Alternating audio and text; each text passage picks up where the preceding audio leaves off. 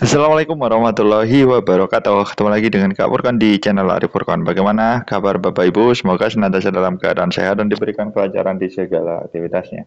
Oke, pada video kali ini Kak Furkan kembali berbagi informasi ya terkait dengan kabar terbaru seputar P3K maupun CPNS di tahun 2026 ini.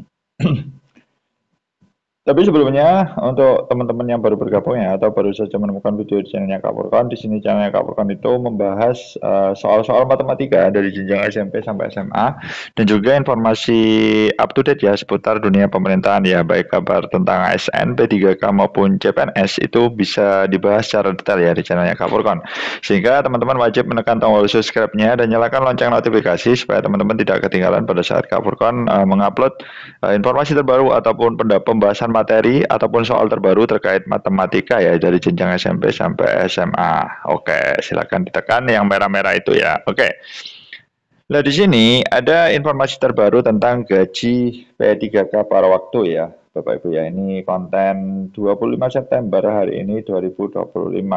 Nah, tentunya teman-teman harus paham ya, maksudnya jika teman-teman diangkat menjadi P3K paruh waktu berapa sih besaran gaji P3K paruh waktu di Kabupaten Bandung Barat?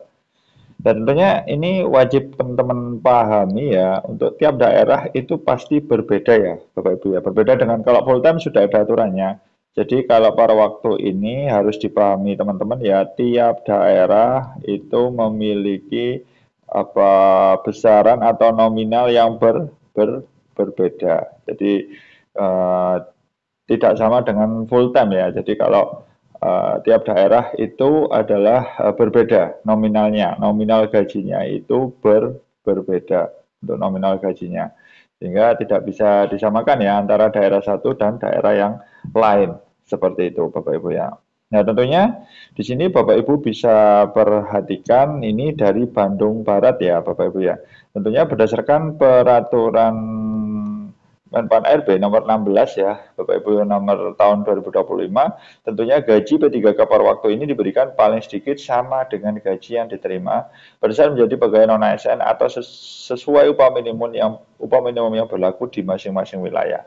Nah, jadi kalau di kemungkinan yang kedua ini enak banget ya teman-teman ya, sesuai dengan UMP. Bayangan saja kalau Bandung kan lumayan Bapak Ibu ya, kalau di sini Bandung ini besarnya itu lumayan ya kan, maksudnya lumayan itu ya besar ya kan. Uh, Pasti lebih lah daripada saat teman-teman untuk menjadi tenaga honorer itu pasti lebih besar ya kan kalau di P3K paruh waktu. Nah tentunya nominal gaji P3K paruh waktu ini tidak diatur secara pasti ya Bapak Ibu ya. Tidak diatur secara pasti oleh Kemenpan RB, melainkan dikembalikan lagi ke setiap lembaga. Apakah menggunakan upah minimum kabupaten UMK yang berlaku atau jumlah gaji yang diterima pada saat pegawai tersebut berstatus non ASN. Ucap Riki Triadi, Ketua Forum Guru dan Tenaga Kependidikan Kabupaten Bandung Barat, Rabu kemarin 24 September 2025. Nah, gaji P3K paruh waktu tidak ditentukan oleh ijazah. Nah, tentunya ini tergantung oleh kebijakan masing-masing daerah atau Pemda ya, tergantung kebijakan masing-masing di daerah. Nah, tergantung kebijakan masing-masing daerah. Nah, kebijakan masing-masing daerah. Nah, maunya seperti apa? Nah, kalau misalkan sesuai MP ya aman, ya kan? Nah, tentunya ini menyesuaikan anggaran ya, Bapak Ibu ya. Nah, tentunya gaji yang diterima itu nantinya ditentukan berdasarkan dua hal utama, yakni upah minimum provinsi atau gaji terakhir pada saat menjadi honorer. Namun, pada Peraturan Menteri Keuangan atau PMK nomor 83 tahun 2022 tentang standar biaya masukan tahun anggaran 2023, gaji P3K paruh waktu berkisar mulai 2 juta sampai 5,6 juta per bulan. Tetapi untuk di Kabupaten Bandung Barat, besaran ini bukanlah besaran pasti, karena hingga saat ini belum ada rincian resmi dari pemerintah daerah Kabupaten Bandung Barat terkait rincian gaji P3K untuk paruh waktu. Jika P3K paruh waktu dianggap menjadi P3K paruh waktu, maka akan berlaku sistem gaji yang berbeda. Nah, tentunya kalau penuh waktu itu berlaku secara nasional, Bapak Ibu ya. Ini berlaku nasional, ada golongannya ya kan. Ini berlaku nasional, tetapi kalau paruh waktu itu tergantung instansi masing-masing. Tapi tenang saja Bapak Ibu, ketika ada formasi kosong ya kan, ketika ada formasi kosong, teman-teman itu nanti berpeluang mengisi ya kan. Sehingga nanti teman-teman jadinya full time ya kan, akan diangkat menjadi full time. Teman-teman berdoa saja nanti semoga ada formasi kosong di tahun selanjutnya, seperti itu. Nah, berdasarkan peraturan Presiden nomor 11 tahun 2024, ini adalah gaji pokok setiap golongan. Nah, ini kalau full time ya Bapak Ibu ya, golongan 1 sampai kalau S1 biasanya golongan 9, langsungnya larinya ke sini. 3,2 sampai 5,2 gaji pokoknya. Seperti itu. Belum ada tunjangan-tunjangannya ya Bapak Ibu ya. Nah, tentunya tunjangan P3K paruh waktu selain gaji pokok juga mendapatkan beberapa tunjangan, yaitu ada tunjangan keluarga, tunjangan pangan, tunjangan struktural atau fungsional, dan tunjangan lainnya untuk khusus untuk posisi tertentu. Sayangnya rekrutmen 3 paruh waktu ini bersifat tertutup ya Bapak Ibu ya. Artinya hanya dibuka untuk pegawai non ASN yang sudah terdata dan memenuhi kriteria tertentu bisa dalam proses seleksi ini.